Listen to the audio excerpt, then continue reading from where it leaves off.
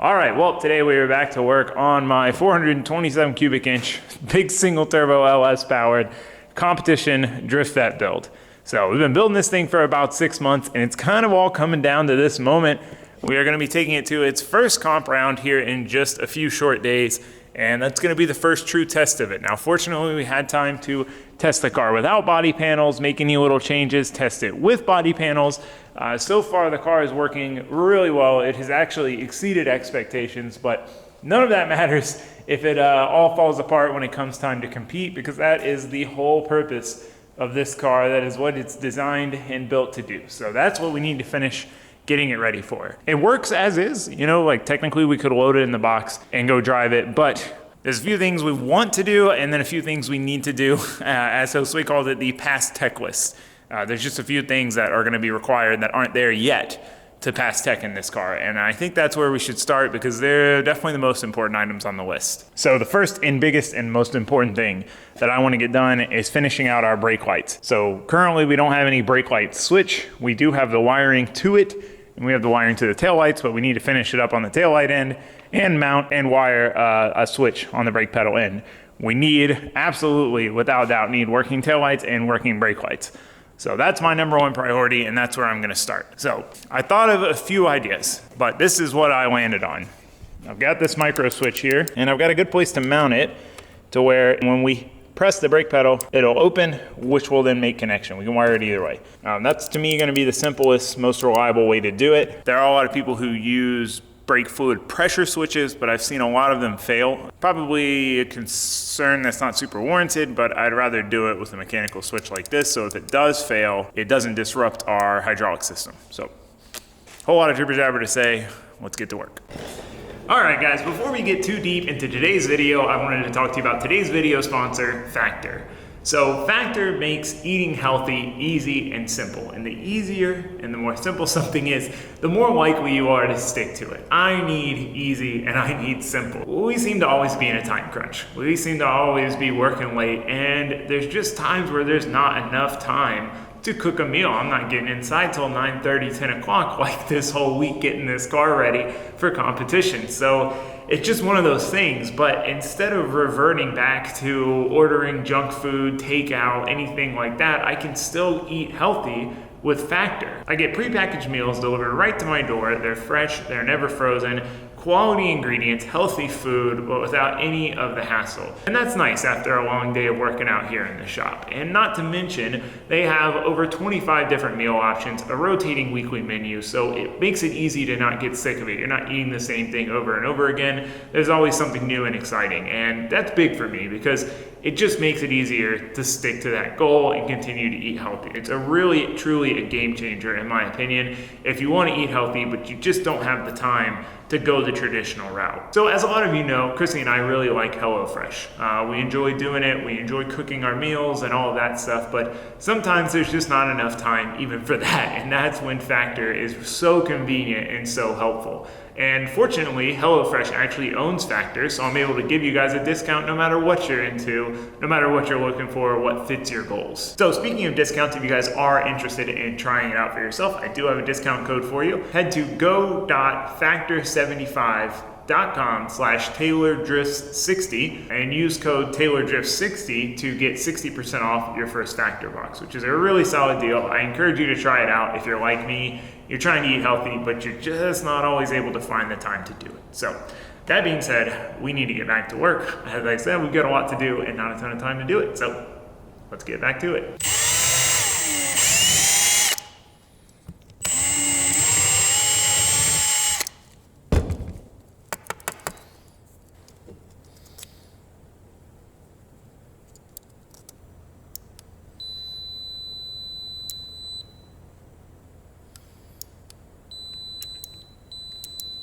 All right, so I drilled these out just a tiny bit. M4 hardware is pretty much the smallest hardware I have a decent selection of. So you can see when it's pressed, we've got no connection. When it is depressed, now we make connection. So sweet, all right, we're good to go. We got a 10 pack of these because they're super cheap, so we got plenty of spares. Now we're gonna make our bracket.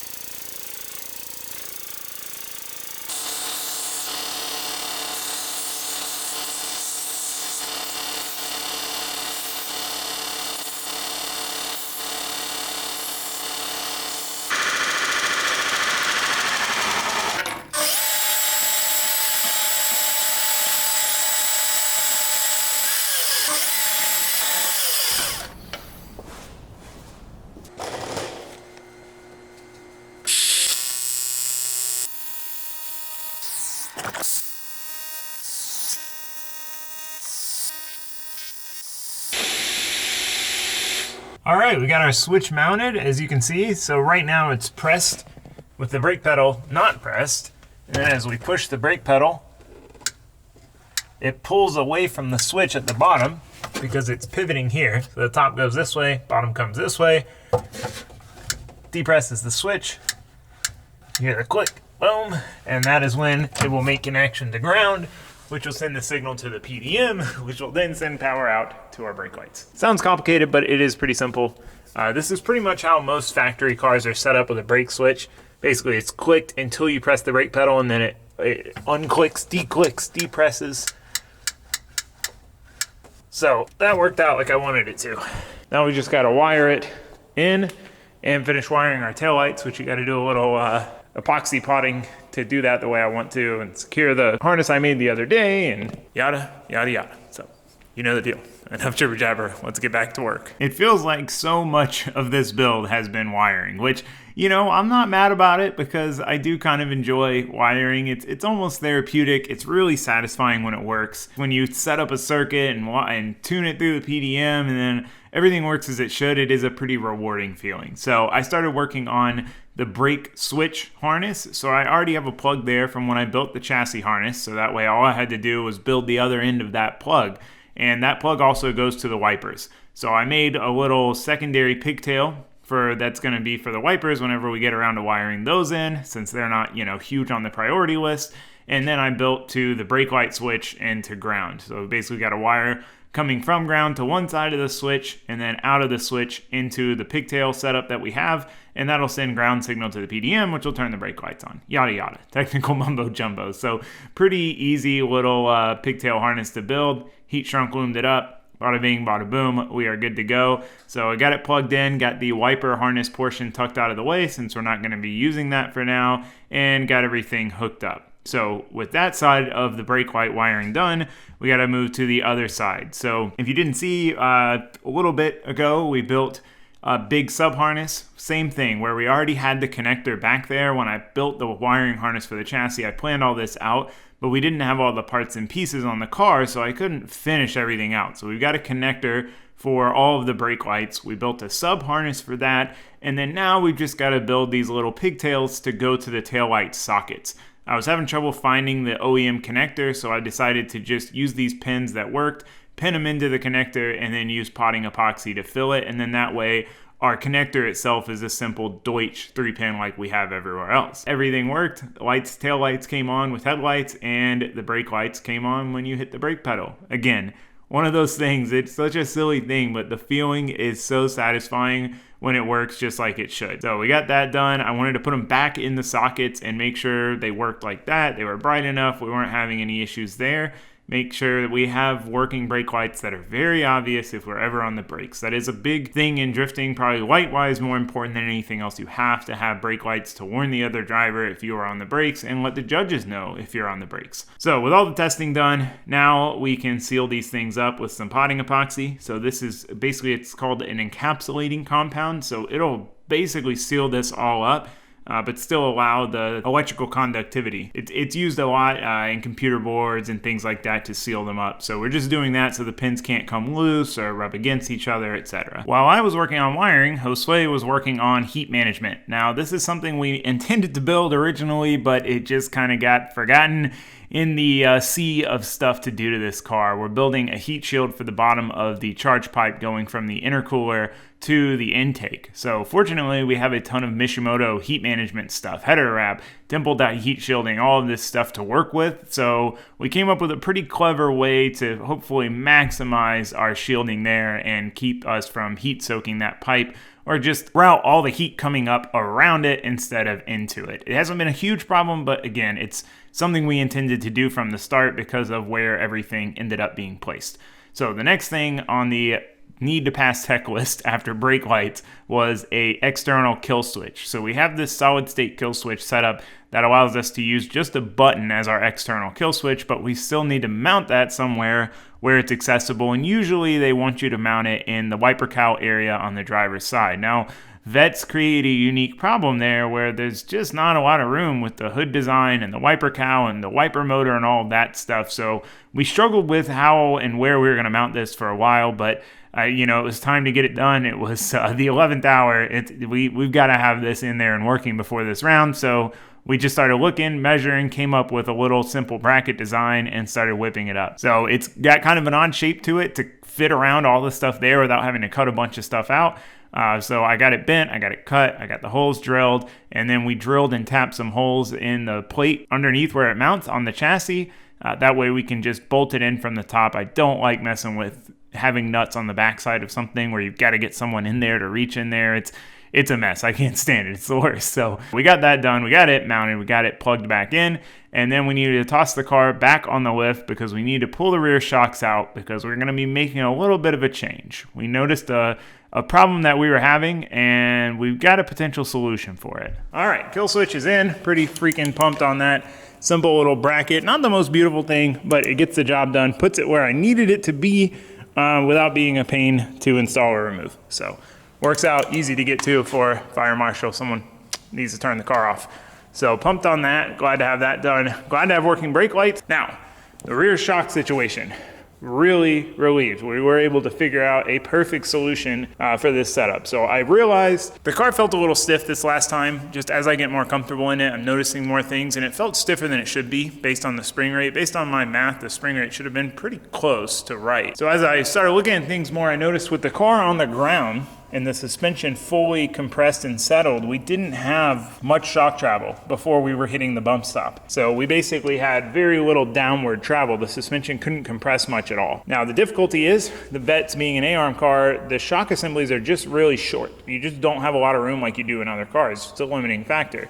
Now, fortunately, BC Racing is not only local to me, you know, 20, 30 minutes away, but I worked there for 5 years. And most of what I did was speccing out custom kits for different cars and different applications. So I have a lot of background in this. And as I was looking at it, I came up with an idea. So normally the Vette kits have this dial adjuster here.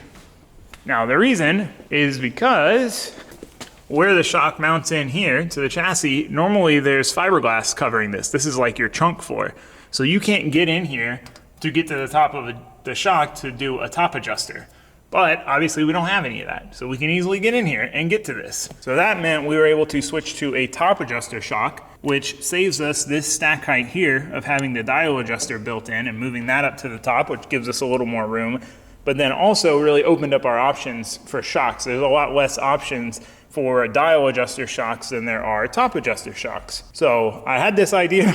I figured it might work, but the best way to do it was just take them down there. Luckily, again, they're local to us. You know, we tried everything out, made sure it was gonna work first, and bada bing, bada boom, we've got long stroke rear shocks. Now this is something I intended to do. I just wanted to start with the default setup and see where we were at. On the Miata, I went through probably 4 renditions of rear shock and spring before I found what I felt like was the optimal combo. And funny enough, it's actually the exact same shock.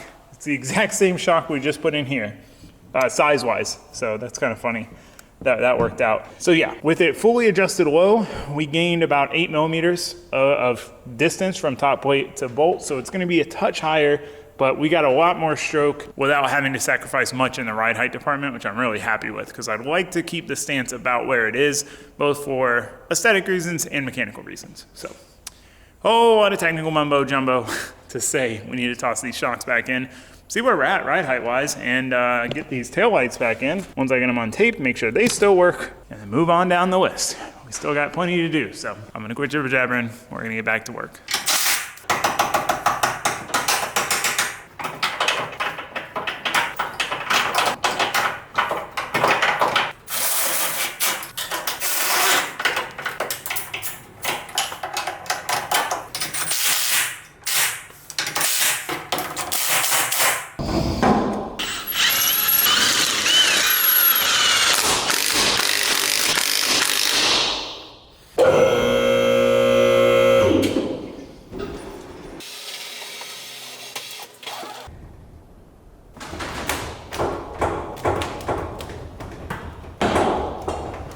That should be about right once it settles down.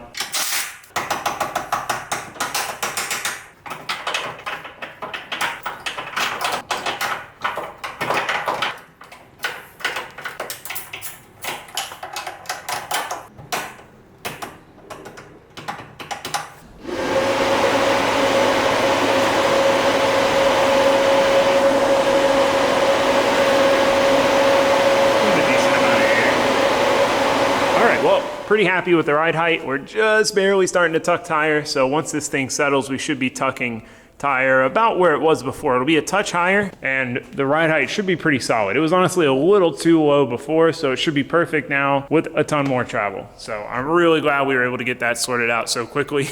It should help a lot. I do wish we had figured it out prior to our second test day so we could test with it, because it could make a huge difference in the grip level of the car. But hey, we got to learn the new track and the grip level there and gearing. We got a lot to learn at the track anyway, so we'll just add that onto the list. Another thing we had was intake air temps. It's not that they would creep up at idle, they just wouldn't really cool down. So run after run after run, you add 5 degrees, it kind of stays. You add 5 degrees, it kind of stays. Now, fortunately, they were still good. The highest we saw was 148, and I know people who start the run at 100, 110, and end the run at 200, one run. 200 degrees, that's spicy. So we didn't have that kind of problem, just as we expected. There's no airflow up here when you're sitting there idling because the radiator's in the back. So there's just nothing to really cool it down, which is why I already had the wiring here to put air cooler fans on it, because I assumed that we were gonna need to do it. So just finally getting around to it. We also made a heat shield for the bottom of the intercooler pipe. So Josue whipped this up. It's Mishimoto dimple dye heat shielding with layers of header wrap sandwiched in between another layer of this. So to give us kind of an air barrier. So that by itself should help a ton. You know, it was just one of the results of picking where to put the turbo on this thing. There's always an upside and a downside, and this was the best spot, but the downside was it is under the intake pipe. So that should help just kind of deflect some of the heat that's slowly rising up off of that. And I think those two things alone should do a lot. But if anything, we did get a sprayer in case we need to spray it down in grid every few runs, just to bring us back to our starting point more quickly. So that's done. Fans are on, fans work. We did find out one of our blower fans is broken. While I was looking at amperage, it was drawing a lot more amps than the other one. So I've got a replacement on the way for that. Let's look at the list. Let Josue cross off intercooler fans. We're waiting on parts for the diff vent tank. I think we might try to start on the Lexan. I don't know. What do you think, Josue? I know we're both going to try to put it off till the end of time. I feel like we'll try. We'll give it a shot. Yeah, I figure we might as well give it a shot. We might as well try to start putting it on. Worst case, if we break it or something, we just run it like this, you know? All right, that's what we're going to start on. We need to get that window, and it's going to make a big difference in the looks of this thing. And I want it to be complete, even if it's not wrapped for the first round. I don't want to be missing a bunch of body panels. So enough jibber jabber. We're going to get back to work. So this is a project Josue and I have been dreading for obvious reasons. You're trying to take this really complex shape, both get the physical shape cut to size, but also bend something that doesn't really like to be bent in multiple directions and bend it without breaking it, something that also likes to crack very easily. So it was just one of those projects that going into it, you know that you're probably not gonna have the best time. We tested multiple different cutting tools, and jigsaw, body saw, anything that vibrated would crack it. So we used the angle grinder, which made it messy because you're basically burning it and melting it, but it was the best option to avoid cracking it. So we had marked the center, we cut the piece big so that way we'd have plenty of extra to trim it slowly. We want to sneak up on this. We don't have a lot of room where we're going to mount it around the perimeter. So if we make it even an inch too short, we're not going to have anything to mount it to. So we've really got to take our time here. So we did our first test fit. We got a Quico in. We got it kind of in position and marked out just where we knew for sure we could trim. Now again, we know we're not getting into the final shape yet. We're just trying to cut off the excess. Just cut the bulk of it off slowly but surely. So this turns into cut and test fit, cut and test fit. We get some more Quicos in. We get it kind of roughly bent, just enough to see where we need to cut it for clearance down the side, and then you take it all back off, you cut it for more clearance, just enough to get a little bit further down the road, then you test fit it back on, drill some more holes, put some more Quicos, and at this point we're trying to get the curvature of the halo first and then work down the sides, but it's tricky because basically as you cut and fit one area, you kind of can't see where you need to cut and trim the next area. So we're kind of bouncing back and forth between the top and the back, getting the back secure, getting the top secure, and then trying to work our way down the sides. Now, we had already had a couple little cracks at this point, just through the drill holes, so we were taking our time. We were trying to be super careful. We've been heat gunning it, trying to help, soften it up, and it wasn't enough.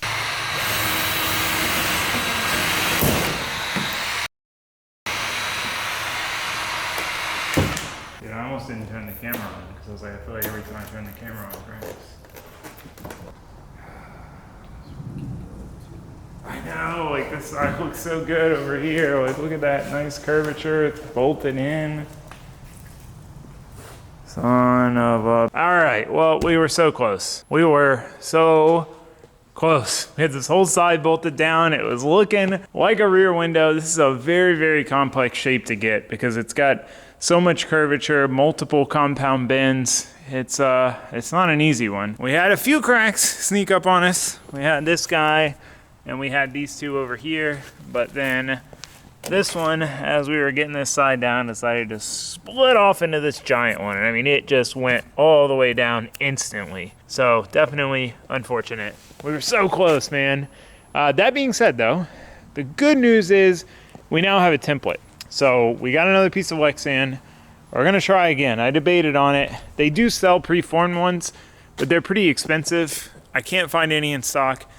And I'm gonna cut a bunch of holes in it anyway. So like I would hate to buy the expensive one, wait for it, and then ruin it while I'm trying to do a bunch of vent holes. Yeah, so one of those things. So we were gonna try again right now, but we decided we got more pressing issues. We have tonight and tomorrow to finish getting this car completely ready, be tires mounted, loaded up. So we're gonna shift our focus and work on the other things. So we need to drain the vent tank. We gotta put rubber in our battery mount. We gotta mount tires. We gotta do gearbox fluid. We're waiting on some parts that are supposed to be here today, but it's not looking good because they haven't come by yet to do a vent tank for the Diff. So worst case, we'll drive it as is, you know? I mean, it's not wrapped. So it's not like this is the final piece of the puzzle. It ain't complete aesthetically anyway, so one of those things. So I'm gonna quit jibber jabbering. We're gonna get back to work, try to keep chugging away.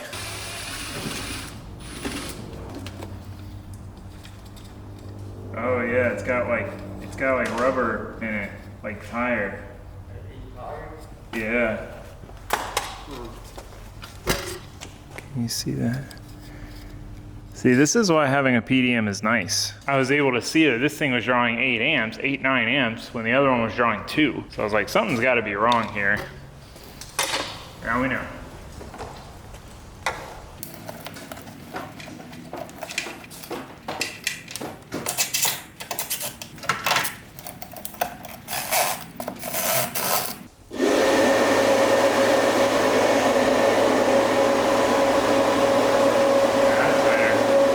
Blower motor changed out and the vent tank drained, we were able to go ahead and toss the fender back on. I wanted to get this done and out of the way so we didn't have to worry about it later on when we're ready to load this thing in the trailer. So toss the fender on. Fortunately, it goes on pretty easy in the grand scheme of things. And then we went ahead and tossed the bumper back on. This one goes on super easy because we knew it was something that would probably come on and off often. So we wanted to make it as serviceable as possible. So with the body panels back on, we can move on to the next actual project, and that is our Diff breather tank. So we need to vent the Diff. Most factory Diffs have a vent so that they're not completely sealed. Now the quick change does and doesn't. It doesn't really come with anything for it, but it does have a port for you to do it. You've just got to do your own solution. So we got this little tank with a filter on it. So this is going to vent it, but also act as kind of a catch can if any fluid splashes up out of there. So the first thing we needed to do was make a backing plate. Since the firewall that we're mounting this to is carbon fiber, it doesn't have a lot of structure when it comes to mounting things. So I like to make a backing plate at least the same size as the front plate, just to act as a big sandwich and distribute the load across the carbon fiber. So we whipped up this little plate with some nice deep riv nuts, so that way we've got a good grab on them, and then all we needed to do was toss it in the car. So drilled our holes, bolted it in, easy peasy, no problem at all. And then it was time to move on to the line. So we've got this Earl's Ultra Pro line. This is what we use pretty much throughout the car. Very few exceptions. This stuff is amazing. It is super flexible, super durable, and really, really light. I debated using just kind of a more basic rubber AN hose for this, but I was like, you know, we use the nice stuff for the rest of the car. We might as well use it here too. You know, it's in theory should be the last line unless we make any major changes.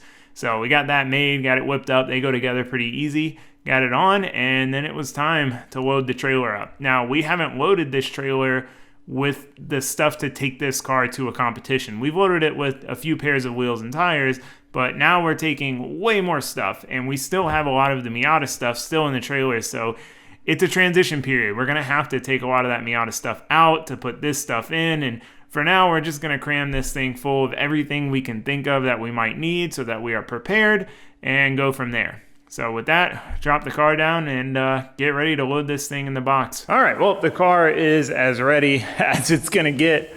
We have as many spare parts as we have. We're still missing a few spares in the program. We don't have spare axles.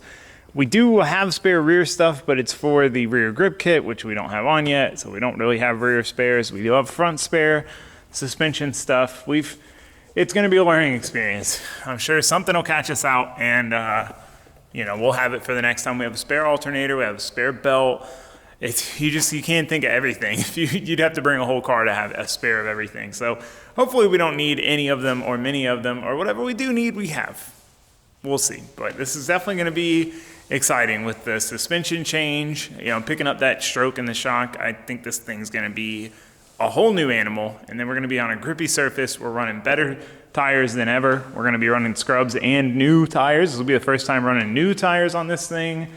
It's going to be an experience. So fingers crossed it all goes well. I hope to see you guys for all that. But for now, we're going to load this thing in the box, call it a night, get some sleep, and hit the road early in the morning. So anyway, thanks for watching. Thanks for subscribing. Goodbye.